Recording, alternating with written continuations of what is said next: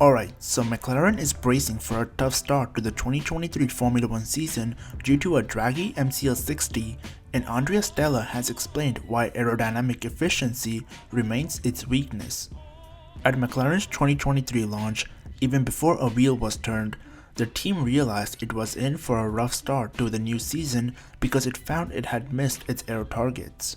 Last week's 3-day Bahrain test has gone reasonably well, but it also confirmed the team's expectation that just like last year, it would start 2023 with a car that is too inefficient and therefore generates excessive drag for a given downforce level.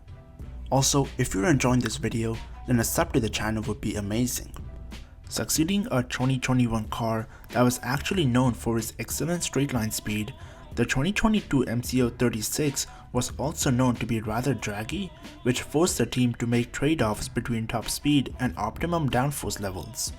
It led to aerodynamic efficiency to be one of the priorities to address for this year, but soon after putting together the launch spec of the new MCS60, McLaren realized it had gone in the wrong direction and left a lot of performance on the table. McLaren will have to wait for its first major upgrade package to be put on the car, which is planned for the Baku round at the end of April, to catch up. Andrea Stella, who has replaced the departed Andrea Seidel as team principal, says there isn't one reason why McLaren has struggled with efficiency for 2 years in a row, but that it ties in with the overhaul of the Woking headquarters infrastructure.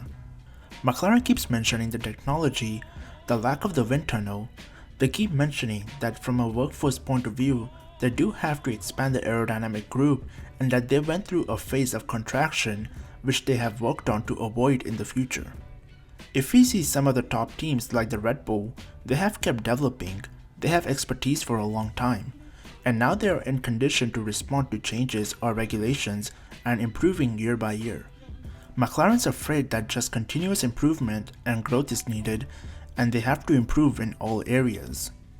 Andrea Stella does not want to use F1's cost cap as an excuse for why McLaren hasn't come out of the 2022 rules reset as well as it would have liked, nor is the MCL60's inefficiency linked to the subsequent 2023 floor tweaks.